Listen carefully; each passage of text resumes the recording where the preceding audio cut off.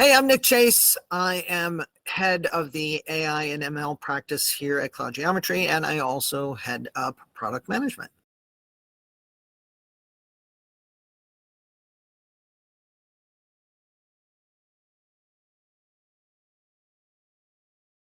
And I have been doing products and services since the 20th century. So I know a few things because I've seen a few things.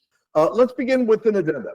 For those of you who have never attended a webinar before, explanations about what will happen are on the left in a lovely orange background. But I didn't read it because it's not my first webinar.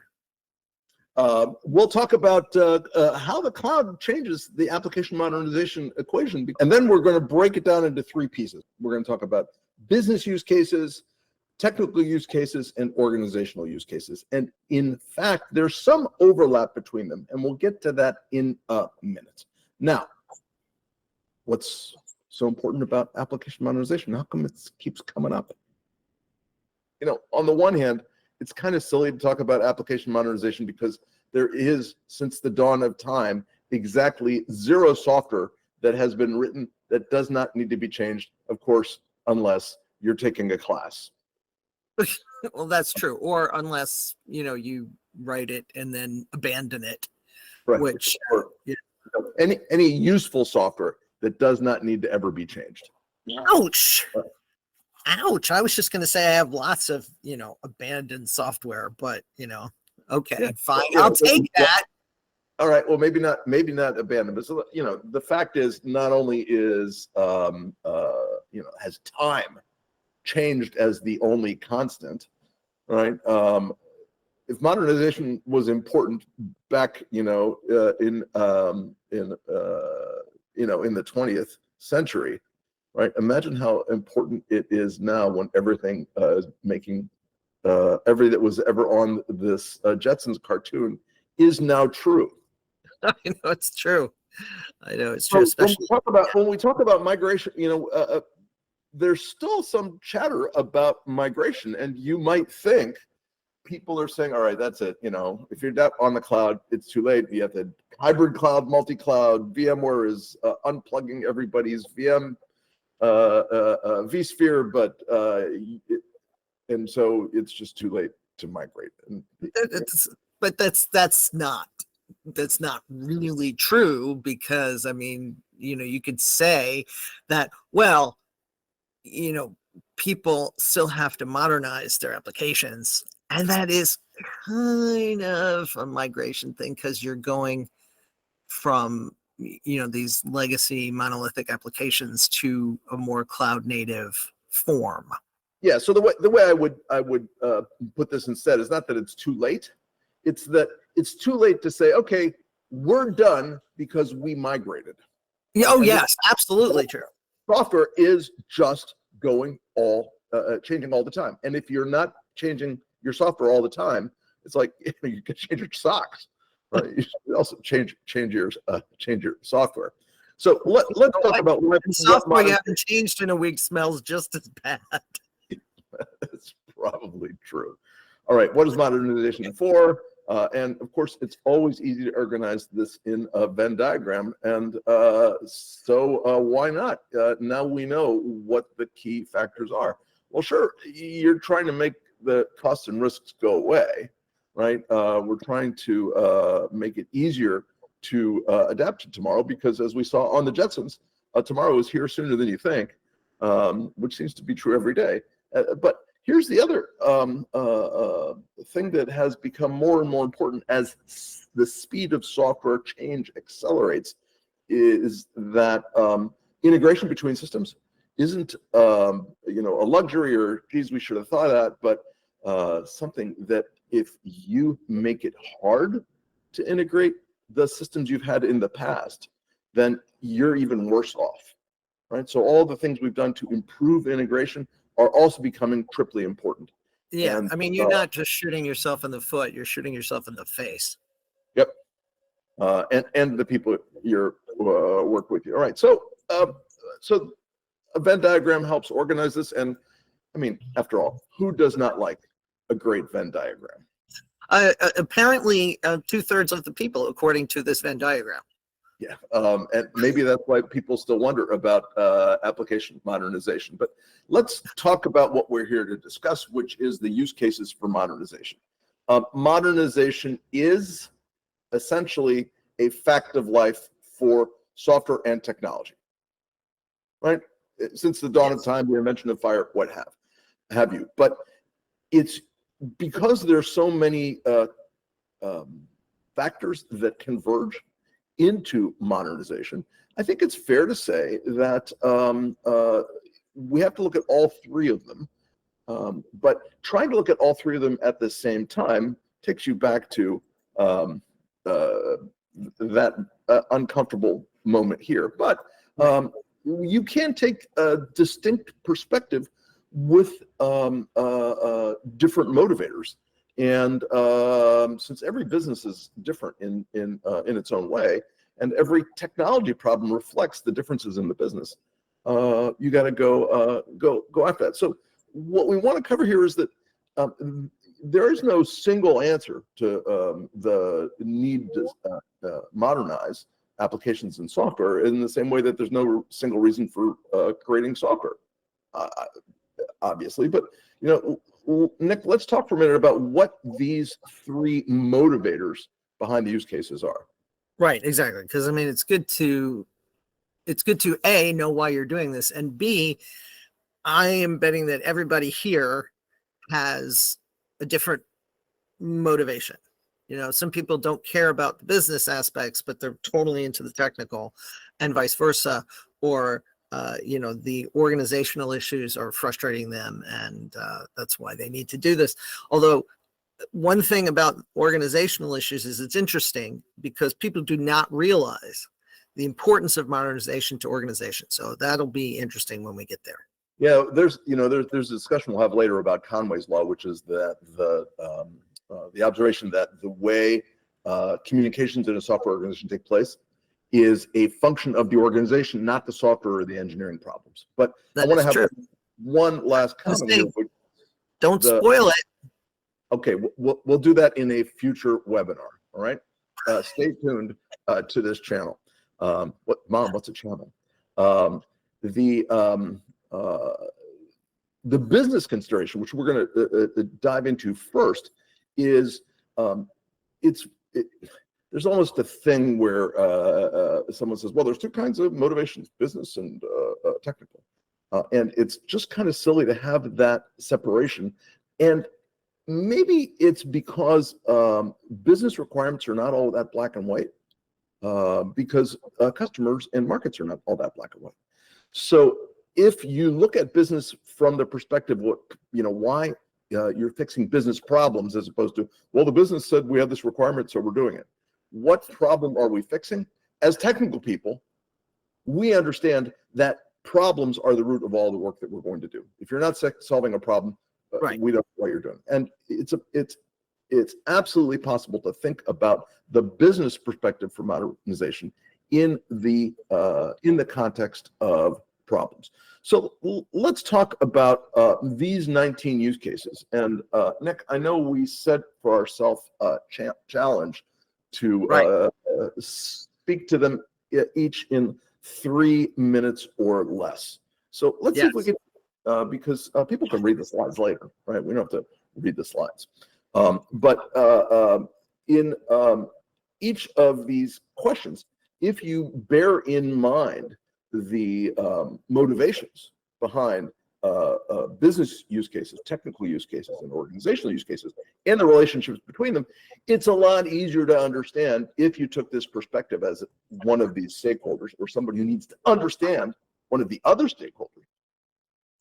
You can dive in. So since nobody's paying to write software without a business motivation, I think we can start there. Yeah, Nick, let's do that. And I've got a stopwatch. Oh, let's do that. Let's do that. Okay. Right. So we're going to talk about business motivations first, because, I don't know about you, but I like having some money, and I like getting that paycheck, man.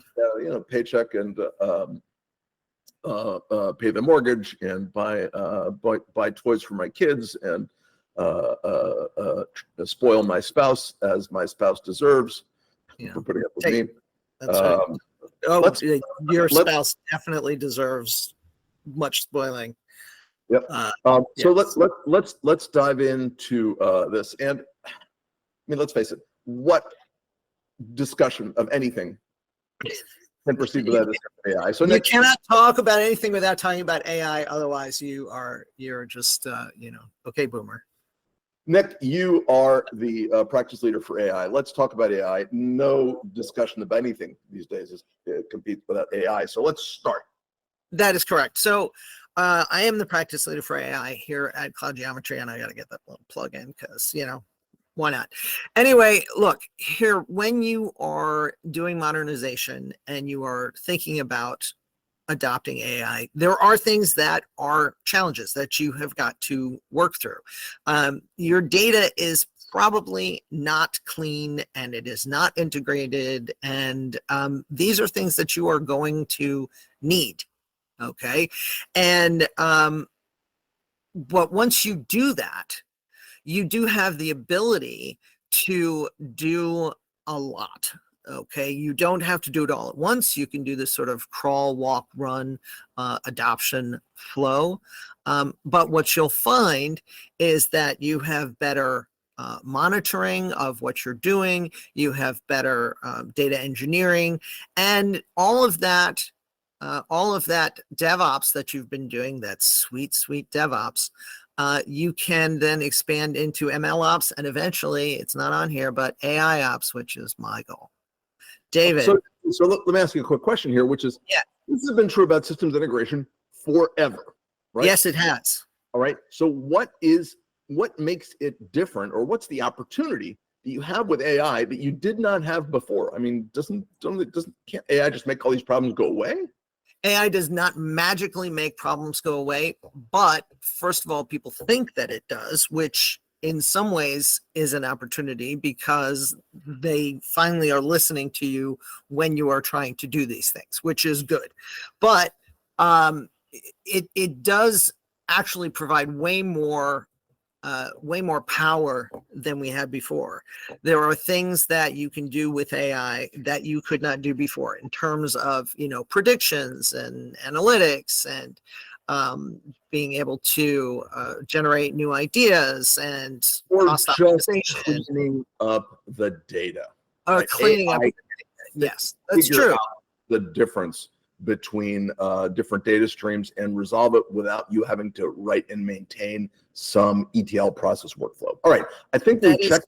True, but let me just say that AI will not magically clean up your data, but the process of getting to AI will force you to clean up your data. And then it works better. Okay, we've checked the AI box. Let's get back to work. There you go. Next. Number 2, cost optimization. One of the reasons I came up with Cloud Geometry was this joke I am still fond of, that it's no matter what other people say, that it's about you got to get past cloud arithmetic, and the whole migration shtick was about cloud arithmetic. But what's kind of a hidden cost is not just in the tech debt, but in the opportunity cost of tech debt. Right? There are all kinds of things that you have just said, you know what, screw it, we're not going to work on this, right? And I refer to that here as cross-functional economics. Then there are all the artifacts of cloud operations that are just ugly because all you've done is migrate. You haven't thought about modernizing, like, okay, who turned on this virtual machine, or who's in charge of turning off those instances?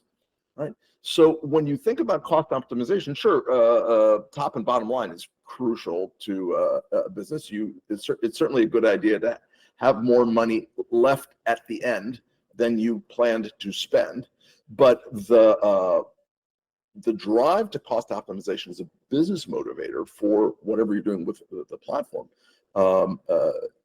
We can bring, as Cloud Geometry, right, And we do this with our customers. I would like to say all day, every day, because it's just a part of the background to change the cost equation from arithmetic to what makes cloud operations a coherent engineering problem. Everything from you're the developer, we'll just give you exactly what you need, and you don't have to worry about are you turning VMs on and off, right? Are the alerts of cost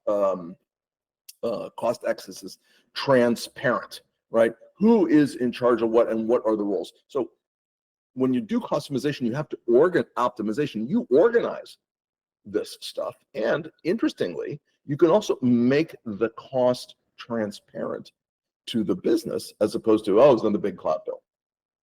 Right, exactly. And that is, again, the process of modernization is what does that for you.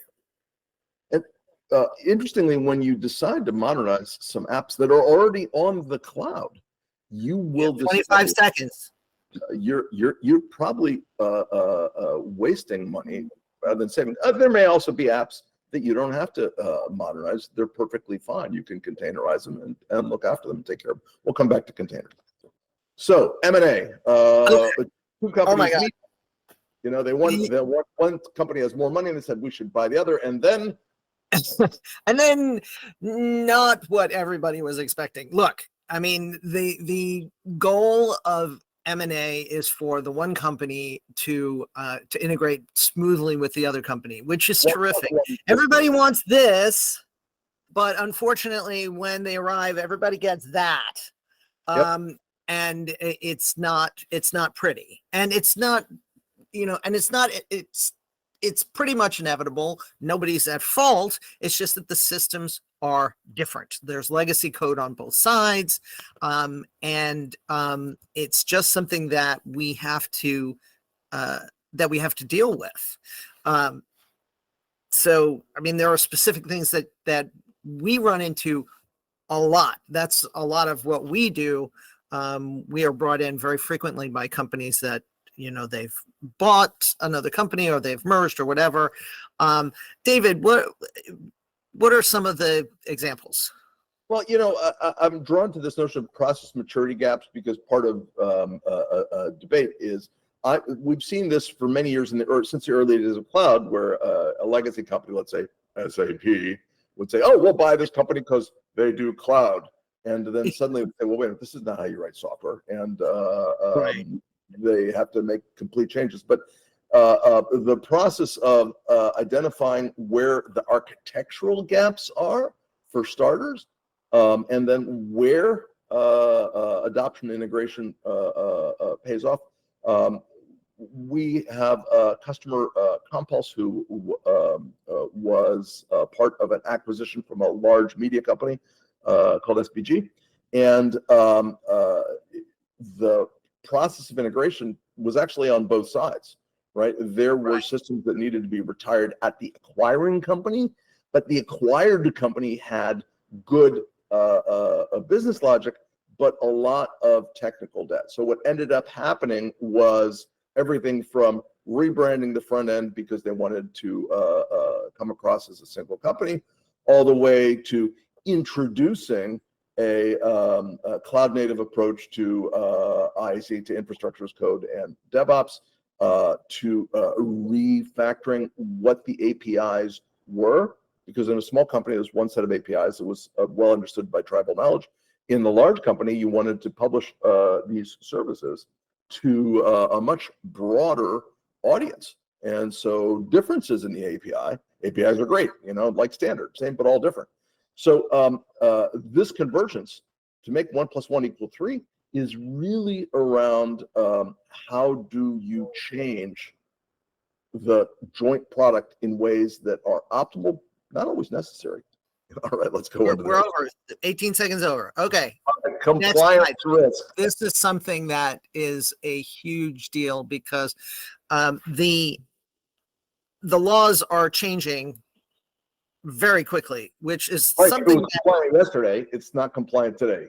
Yeah, I mean, I never thought I would say laws are changing quickly. That is just, and that is partly a function of the fact that now that we're all essentially global companies, we have to follow the laws from everywhere. We have to, that's why American companies worry about GDPR, so there's a lot of things that we have to think about that probably were not thought about when you originally wrote that legacy application. Or even when it's not legacy, right? You wrote this, you wrote some application that you containerized, put it together, and then you found some component on Docker Hub. You said, okay, I'll bind that in, right? And that's up production. It seems to work perfectly fine until you discover that what you pulled from Docker Hub includes secrets, logs from the container as written. And if you don't know about that in advance, you've got to find a way to be able to launder that out in the process of software release and development. Exactly. And, the good thing about this is, again, and as we've been talking, what's been striking to me is that while this process of modernization, everybody focuses on, these are the challenges and this is why you need to do it and this is what's bad. Really what it comes down to is at the end of the day, what you come up with is something that is way better than what you started is helpful. That's absolutely true. There's another angle on compliance, which is if you have something that works really well in one regime, right? Let's say you have something that's good for HIPAA, which is, I believe, not a global standard, and you want to enter into some market, you have to be able to work backwards. And you're going to need to come back to questions of logging and monitoring and say, okay, that's a technical problem. Well, actually, it's not, because compliance regimes look at logging and monitoring and who has access where and when. Next. UI UX refresh. Who has not been to the DMV and said, that is really old software? But why stop at the DMV? How about Southwest Airlines? Right? Where you wouldn't think. Their website was just great, but their staff and pilot booking front end was impossible. Right? If a year ago, and maybe even today, if you ask one of the nice people who were helping you get on board Southwest about their employee management app, they're just like, oh my God. Right? And what's behind this? Some of it's just like, well, damn, that's ugly. But there are other parts where the business changes. Yes. Right? Somebody says this is a great idea, and it turns not to be. Nobody's diving in. So you're not just introducing new libraries. Right? When you're refreshing the UI and UX experience, you're really refreshing the business value of the software. But let's talk a little bit about what does this look like from a developer perspective. And I do want to say something really quick before we dive into what it looks like from a developer perspective.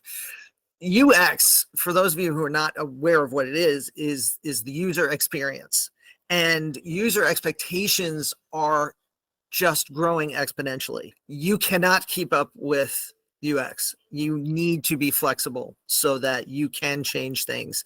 And that's where it comes in on a technical level is, we need to be able to use these modern libraries and be able to turn things on and off, and also have all of the abilities to do these integrations in order to be able to change the UX quickly.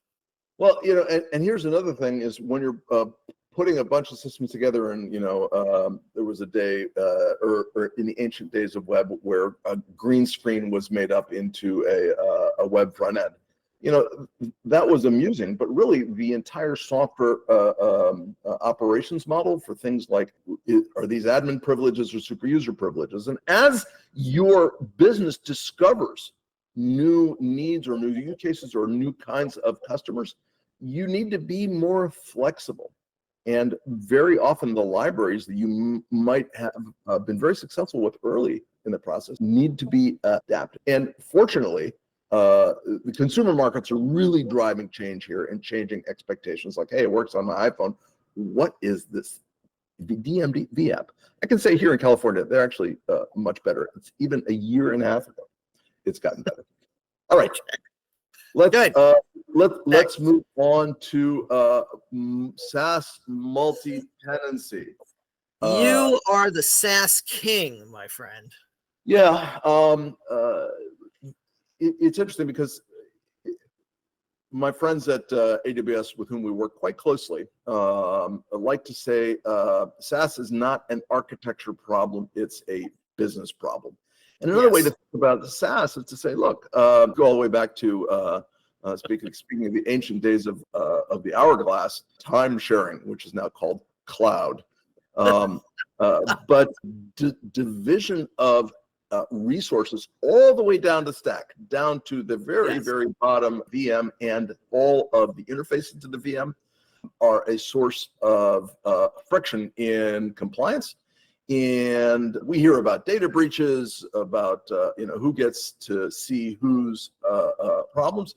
From a technical perspective, multi-tenancy is a hard problem to solve, especially when you have 2 or 3 different customers, large customers, who say, well, we want Yes. to do that. Now, the flip side is,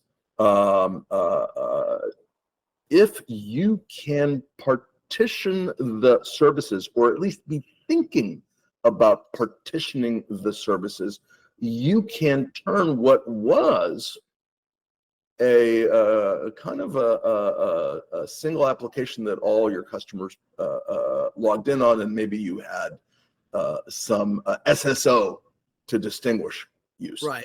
You can work your way backwards to real multi-tenancy so that the people who pay more get bigger instances, even dedicated instances, with the same software.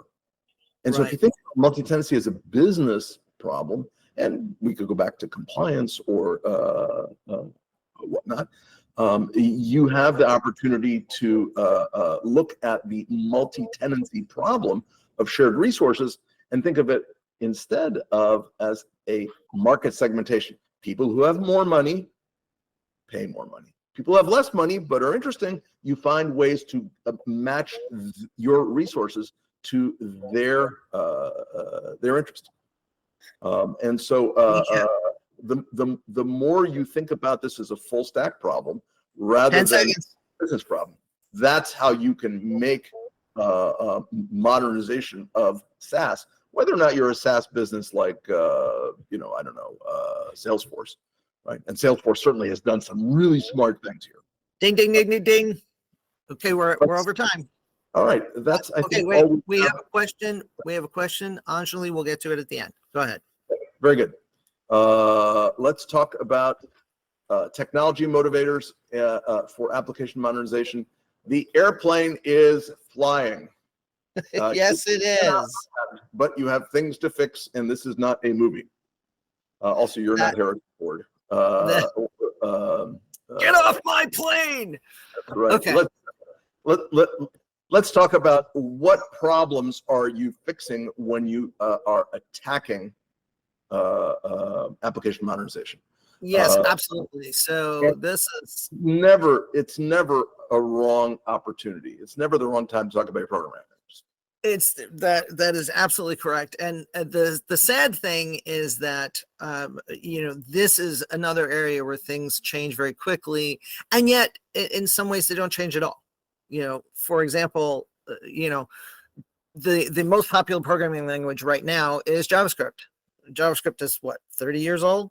The second most popular is Python. Python is not new either, but you'll still have people coming in with, I wanted, the last time that somebody did this to me was, yes, I've written this in Haskell. I'm like, we have a customer who hired us because they had a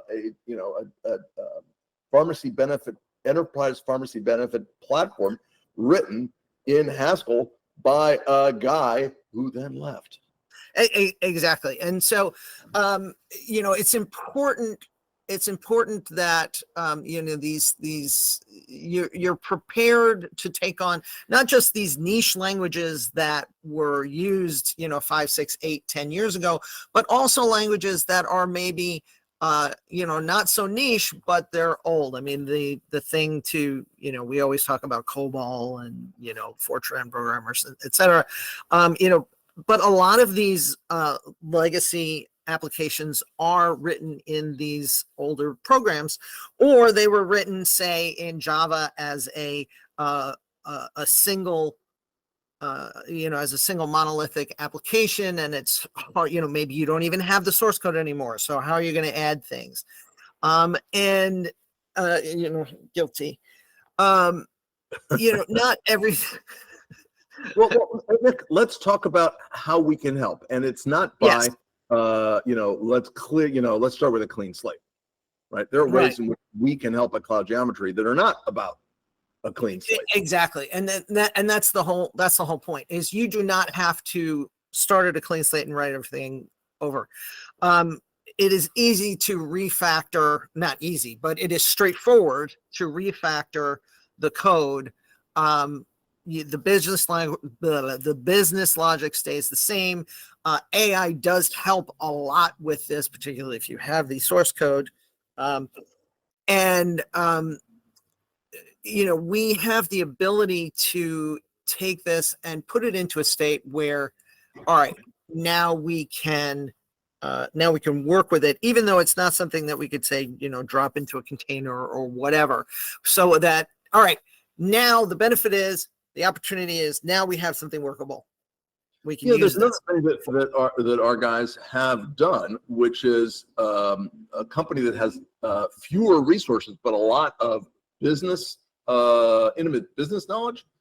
We can take over older parts of the platform or of your application portfolio and maintain it so that people who have deep familiarity with the business processes that you've automated can move ahead. Right? Yes. So we can enable a division of labor with guys who have 30 years experience, who know how to solve for this in medical record keeping, and we can bring people who don't know about those, vertical specific technical perspectives, and set them free from some of the maintenance that they would otherwise have to do. They can learn new things, and we can take over that for you. Exactly. Okay. Let's All move right. on. All right, David, you might want to center in your camera. Next slide, please. Oh, look at me. I'm in. All right. So Okay. This is almost the mother of all application modernization conversations. I used to work for a company that did mobile phones, and it was a little bit of a nightmare because everybody was a mobile phone expert because everybody had a mobile phone. So when it comes to new features and capabilities, everybody who's a user has an opinion. Sometimes they're right, but not always. That's true. But there are changes that have to be made, right? So when there are always changes that have to be made, and this is what we were talking about at the beginning. That if you just write the software and leave it there, your competitors are going to eat your lunch. Can you talk a little bit, Nick, about the difference between technical debt and technical equity, right? Because everybody talks about technical debt as in they don't have enough time to work, or shut up about the technical debt thing, or we're screwed because of technical debt. But technical equity is in some ways it's the virtuous twin, the evil twin of technical debt, or the evil twin of technical equity is tech debt. Talk a little bit about technical equity and how that fits into new features and capabilities.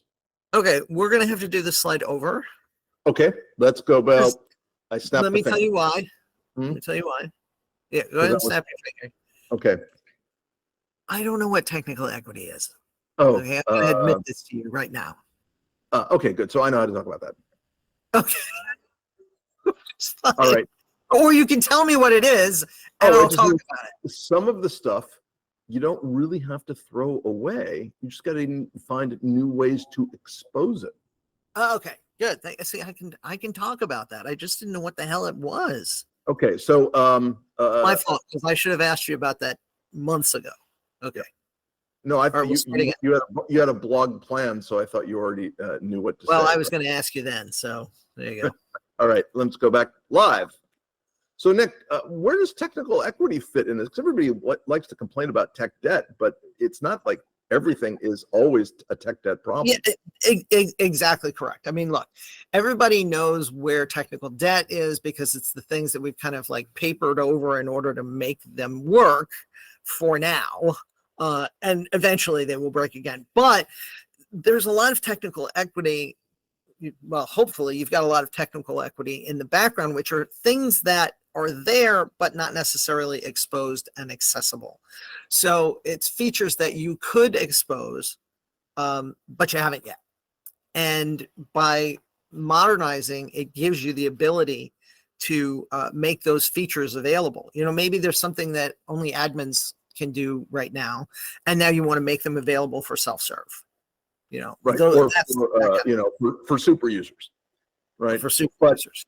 Right. At the same time, it's important to establish common language with the business about how easy it is or not to add new features, right? If we could do this for these customers and be customer centric, customer engagement, customer satisfaction, customer alternative. A lot of companies, and probably a lot of people in the audience are shaking their head. That is the only time they get to work on something. When the business wants something that can't be done for whatever reason, that's when they say, well, we can't do this because this is, in this state. If we modernize this, then we can do it. That's when the business goes, do it.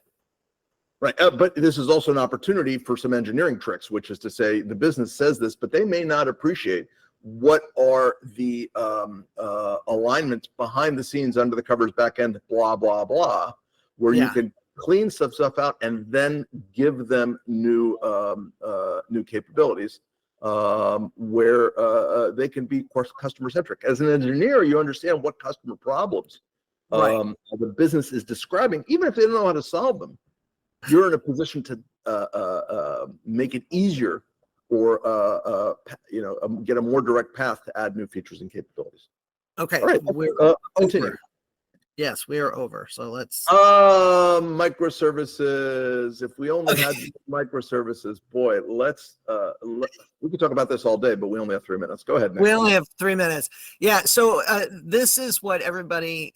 I shouldn't say everybody, but this is what a lot of people think modernization is. A lot of people think, oh, I just re-architected for microservices and it's a cloud native application. Not really. By the way, that's an interesting way to spell re-architect. We should probably fix that. Yeah. Anyway, yeah. So, yeah, I mean, there's a lot to do, and the good thing about microservice re-architecting is it is one way that we have to modernize a lot of these legacy applications without having to do it all at once. So that is a huge opportunity in this case. So yeah, David. Yeah, what I would say is that the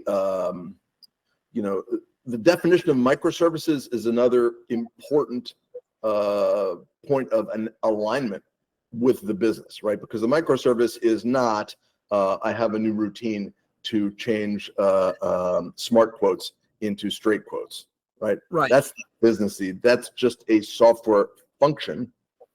If there's a business need that does that, this is we can render documents for you in multiple languages. Then it's interesting. But a microservice really, as defined by some of the guys who introduced us, like Adrian Cockcroft at Netflix and later Amazon, was you've got to be able to trace why you're building some software in the context of solving a business problem, right? So smart quotes, if that's not a business problem, it's not a microservice. That is correct. That is correct in most ways. That is, yes. So the question is, how do you do this correctly? And well, it's not one iteration. It's not a single sprint. That's for sure. It is not oh no, it is definitely not a single sprint. And and it's important to understand what you're trying to do and how you're trying to do it and what is dependent on what. And the security issues, once you move into a microservices architecture, can be a serious challenge that needs to be taken seriously.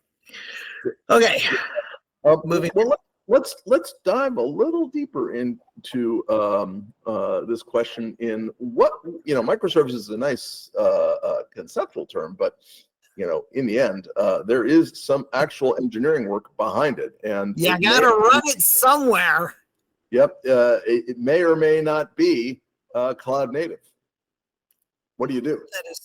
That is true. I mean, look, you can take a monolithic application, containerize it, just kind of, stick it in a container and drop it onto Kubernetes. By the way, that might be plenty. You may not need more. Yes, that is correct. That is correct. That might be enough for you. It doesn't make your application, quote, cloud native, unquote, but we could argue about that, but not today. We could argue about that. The question is, how cloud native does it need to be? So that might be enough for you. And that's what you need to figure out in terms of this process. So there's the challenge of being able to figure all that stuff out and working with the architecture. But once you have done that, okay, you have the ability to decouple your workloads from your infrastructure. So you can say move it to another Kubernetes provider or another location or whatever. You have all of the capabilities that you get with Kubernetes. You also have the ability to do that kind of strict change management, assuming that you are actually able to change the application that you maybe could not do before. Well, I do want to emphasize this difference between containerization and Kubernetes, because with all the enthusiasm for how easy it is to package a container and just hand it off for you're working in a Kubernetes environment, there's a lot of sharp edges in there. And just say, I don't know what the question is, but the answer is Kubernetes is a little risky. At the same time, there are ways in which you can look at the way you hand off from a container into a distributed Kubernetes environment with things like automated validation for static and dynamic code testing, or looking at secrets management. It's not all that unusual where the secrets management for the development phase or for staging is different than is in real world. So you gotta be a little bit more focused on the handoff between the various artifacts, whether they're containers or images or whatnot. But once you do, you're in a position to be much more flexible. Let's move on. And good, you owe us 15 seconds. Okay, go. You got 2 minutes and 40 seconds. That's my fault. All right, DevOps and operational agility. So this is something that we've been looking at for a long time. We've known that software creation has been getting more and more complicated. The solo cowboy coder is an increasingly rare beast, which is why I don't do coding. So, exactly. Because, the collaboration is more and more important. I think open source is a huge factor in making that so. Absolutely correct. And I have been that cowboy coder, and even I will agree.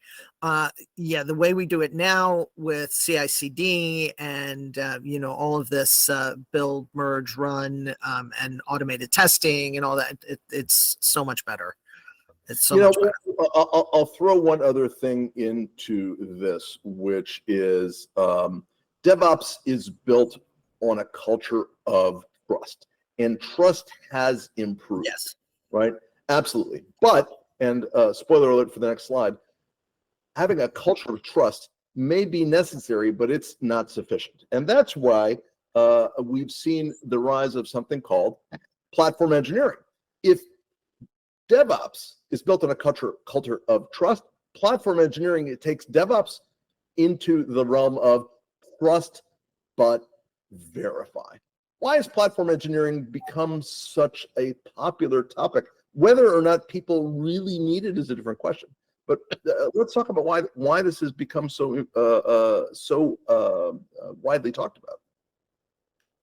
Yeah, I mean, the thing is that, as you say, there's a trust but verify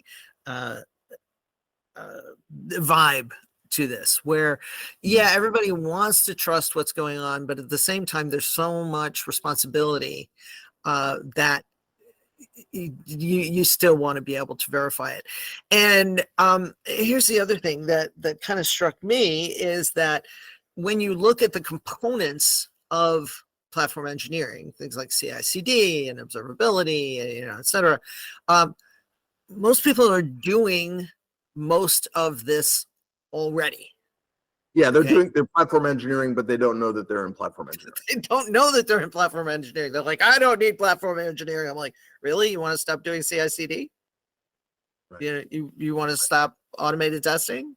So yeah. So if you're gonna do it, Go forward. You can almost say platform engineering is professional. Yes. DevOps, which is to say, it's not different. It's the same, only more so. Yeah, it's sort of platform engineering is to DevOps what DevOps was to the cowboy coder. Yep. So, and in a lot of cases, you don't need to adopt platform engineering. You could just learn from it and use it to improve your DevOps practices. I want to talk about GitOps for a second, because GitOps, especially from the perspective of who is controlling infrastructure as code, is hard. Exactly. And GitOps is such a great solution for that, because if every change needs to go through the process of having someone approve a pull request, that is such a terrific set of A, guardrails, and B, checks and balances. When you say checks and balances and guardrails, what you're talking about is making the data in operations more available, right? The early days of DevOps is if you build it, you got to run it. Well, I don't know if that's true anymore. If you build it, you need to understand how it runs. That's different than running. That's very true. And I don't think anybody is adhering to the if you build it, you got to run it thing anymore. As a general. I'll put in a little plug for what we do every day. What we have found ourselves doing with our customers again and again is we're essentially delivering platform engineering as a managed service, right? We look after this, whether we're doing the development or doing sort of the release management operations and monitoring, et cetera, et cetera. We can deliver platform engineering as a fully managed service. So you don't have to think about, well, is this the right way to do platform engineering? We'll do it for you. Right. Okay. Oh, excellent. Back to AI. Nick, we need to throw AI into the mix in the technical perspective, because everybody thinks that they can just move along in their engineering career without diving deep into AI. Sorry, guys, it's not going to happen. You see my book. Oh, nice. See my book. AI is here. Get over it. Yep. So anyway, yeah. So this is the thing. Okay. Every company has data. They have to manage that data. They have to manage the machine learning that is going to be done on that data, and every company is going to be doing it in some way, shape, or form, even if they're not doing it in-house. Okay. Right now, we all agree that almost every company is a software company in some ways. Well, let me rephrase. Almost any company of a certain size. Okay. I mean, or in pursuing a certain kind of customer. Yeah. True. I mean, you're doing software of some form. Yeah, you virtually can't every without it. yeah, so virtually every company is going to be doing some form of AI or machine learning, and there are going to be these models that you need to keep track of. You need to take care of, model drift, and there are going to be huge compliance issues that are coming up. They are being built in government right now. See the executive order, and so on. But once you get these things done, okay, when you have these solutions in place, uh, you have a very smooth running AI base on which you can build the rest of your software and the rest of your business. Well, I would say that this idea of a smooth running AI base needs to attend to misalignment between data science, problem solving, like, with Jupyter notebooks and whatnot, where you have a clear idea of how to take this data and emit the conclusions as an answer. But from a performance perspective, or from a data management perspective, or from a scale perspective, we have a customer who ran into this problem where the data scientists had great ideas about how to take video data from dash cams and feed it into a mapping service, so you knew where there were potholes, where there were street signs and whatnot. And the mistake that they had to contend with was, you cannot treat the data science input as a black box and just hope that operations makes it go away. There has to be a transparent relationship between the MLOps and the data. In some ways, AI is finally forcing a reckoning with big data, which everybody said, oh, that'd be great, we'll have much bigger data, NoSQL, blah, blah, blah. And now we realize we have to be pretty well specified and even scientific. I know. God, putting science into data science. Okay. All moving right. right along. Now, here's a little sneaky thing about organizations, right? The fact is that it's harder to change organization. The cowboy coder was just fine when coders didn't have to stuck to each other or commit into the same branch. So the idea of thinking about your modernization problem as a division of labor within the organization, or shortcomings, etc., is crucial to modernization, and it creates an opportunity to rethink the division of labor. By the way, this is kind of I would say this is true in 100% of our customer conversations. Let's talk about what this looks like. All right. Expertise gaps. So this is a huge problem for everybody. The reality is that the process of creating software, using all these technologies, and especially now that AI is dropping into the mix, it's really hard to get all these professionals, even layoffs aside. Okay. Right. Layoffs aside, because most of those people just went off and started their own companies anyway. Yep. It's really hard to find these people. But when you have this problem solved, you have this ability to move forward much faster. And if you have more modern applications, it is in some ways easier to find the appropriate technical leadership that can or just the technical skill set, right? Yes, that's true. So you mentioned layoffs. This kind of cuts both ways, right? Yeah. Because in some cases, there are things that you might want to think you get totally out of a business, but it may just be that this business needs to be in maintenance mode, right? And then you can have some of these higher priced resources working on things that give you more competitive advantage, but leave some expertise or God forbid, offshore it to people who live in other countries in order to maintain some defensive competitive advantage on a particular issue. There's another thing that we're particularly good at, because we understand software is a team sport. So when you are bringing on some more relief for expertise gaps, we know how to onboard people quickly, and we are very strong at overcoming what I call headcount arithmetic, right? We just need one of those guys. Sometimes it's not just you need a new forward or defender, or whatever sports analogy you might pick. Sometimes there's just a team configuration change that you can bring in to solve these expertise gaps and take unique internal resources and apply them to new problems in ways that make them more productive. All right. Totally. Yes. I said it was cloud adoption, but I am just tired of this. We'll just adopt the cloud. It'll be fine, right?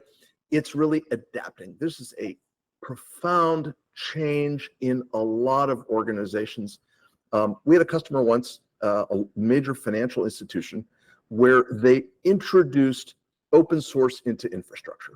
And they retrained all of their operations staff, and they said, look, you're going to learn how to use open source and cloud, and then some of you will be laid off.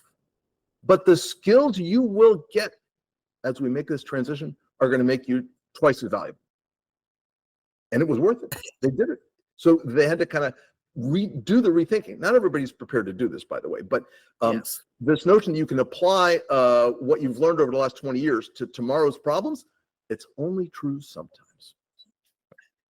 Right? So let's talk a little bit about when you're approaching changes because you have cloud technology and cloud services available. What do you need to do differently to move to a new into a new framework, a new how do you move, all right, we'll clip that out. Let me clip that back in. How do you change when the world is on cloud and you have to evaluate things in the context of cloud, as opposed to well, just migrate? Yeah, so it's really important to understand that this is a new environment, okay? And you can't, like you say, you can't just move to the cloud and be done. And that kind of gets us back to it's too late to migrate, because we're not just migrating. We're not just throwing everything on the cloud and being done. It is not just a different set of skills. It is a different way of looking at what you are doing. Yeah, no, what I was going to say is increasingly our customers are less and less saying, well, would you migrate us? And saying, well, now what do I do? And one of the things that we're most comfortable with is doing this in phases, right? Being able to make a cutover.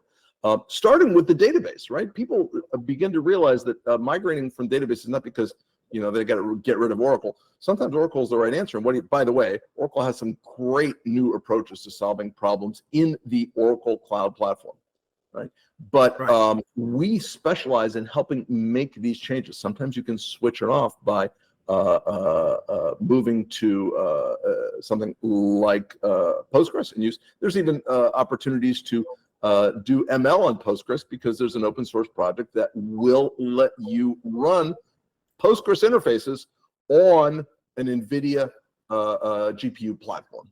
And it is way cool, but you don't have to relearn how to rewrite everything in a vector database, because it's just Postgres. Right? Exactly. So, understanding how you adapt in the organization, how you divide the labor, and in the end, we ask people, where are you on your tech stack? Well, they understand that they're going to have to modernize the tech stack to align it with business needs. What did we bring to the table? First of all, a bunch of experience. right, with certifications to back it up. But also, we can help you move some of your application portfolio to managed services where we'll do it for you. Okay, I let you go because this is really important, but now we only have 2 minutes for the next slide. All right, legacy development and operations. You got all this old stuff. What do you do? It's that simple. I mean, that is the heart of modernization. If you don't have legacy applications, then you don't have anything to worry about. But guess what? We all have legacy applications. But this is, again, Nick, this is what we at Cloud Geometry have to contend with every day, and that's how we got good at it, right? I'll just give you an example. Optimizing your infrastructure without having to rewrite business logic. Containers are the start, but not the the be all, but not the end all, in terms of making that possible. When there is an integration, right? Some people say, "Wow, look at what my stock is worth. I'm out of here," or "I am not working for a big company. I don't care how much my stock is worth. Let me get out of here," right? So being able to take the value of an integration or of what we call technical equity is sometimes it's business equity, right? What's the value of the business? We are good at making this transition, whether it's moving to open source alternative like I described with PostgreSQL, or being able to run on more than one cloud. What if you don't want to depend 100% on AWS? Right? We have the skills base because we've done these kinds of migrations for so many people or so many customers with so many different business situations. You're likely to have a similar problem. I jumped ahead because I want to end with this question of you are a new tech manager. You have come into a software development organization, and they say, take these cats, please organize them in a herd. Cat herd. That's actually, I mean, that is the ideal description, I think. I mean, and you'll notice here that a lot of the things on this challenge list are the things that we have been talking about all along, like skills gaps and best practice gaps are a huge deal. Where you have just things that have not been right going forward, and everybody knows it, but the opportunity to fix it has not presented itself. And you have all these security issues and so on. And what you want is basically to have everything moving properly. You want an integrated team. You want candidates that you can use. You want all of this to be. You need this situation where everything runs smoothly. Terrific. There's also some real tactical pieces that are sort of like we mentioned earlier in DevOps and operational agility, or some of the technical factors. Sometimes you just need a fresh pair of eyes. Who is going to translate the logs into something that allows for better traceability? Well, sometimes the people who wrote the stuff have this in their heads, but they don't have time. We have an acquisition integration that we did where the CTO had all this stuff in their head, but he also had all the business logic in his head, right? So we said, that's okay. We know what to do here. We will help you refactor your logging and build the automation based on the logging so that monitoring delivers more consistent uptime in spite of changes. And by the way, it led to fairly naturally to a GitOps approach where committing the infrastructure code separate from the application code or on its own stream, upstream from the build, kind of helped solve the problem. So it became a win-win.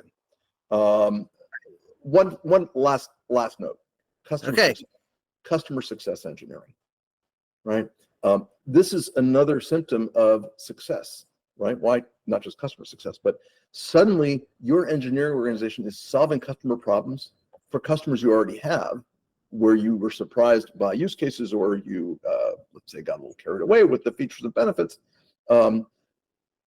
You can farm some of this out to us because we're software engineers. We'll take on some of these customer one-offs or customer integrations or customer success technical problems to leave your team in place to drive new features. Exactly. And integrate that into your build so that the feature requests are not derailing the attention of your core engineering team. Right, because you are the ones who know what features your customers are going to want the most. You may know, but you may not be able to implement them. Exactly correct. But by taking all of this off of your hands, we leave you free to actually think about that.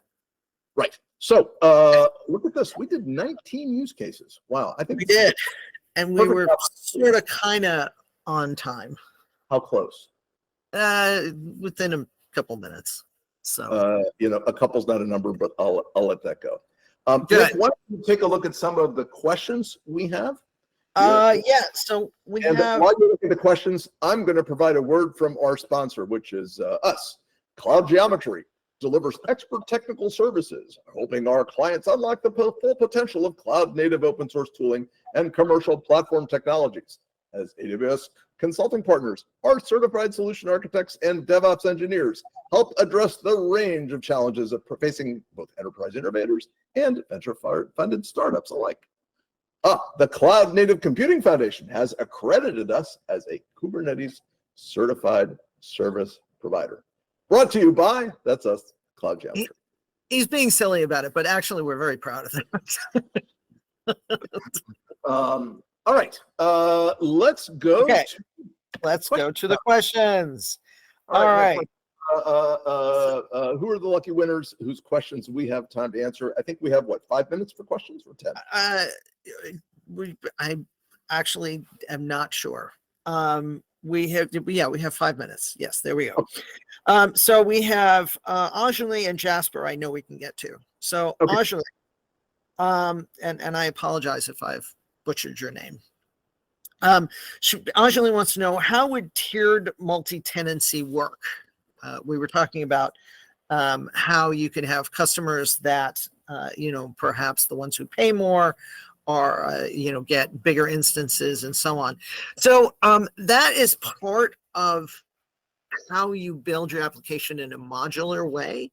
And as part of this modernization process, there are one of the things about cloud is you technically don't care where things are running, but at the same time, you also have the ability to create, just to use Kubernetes as an example, because that's where my expertise is.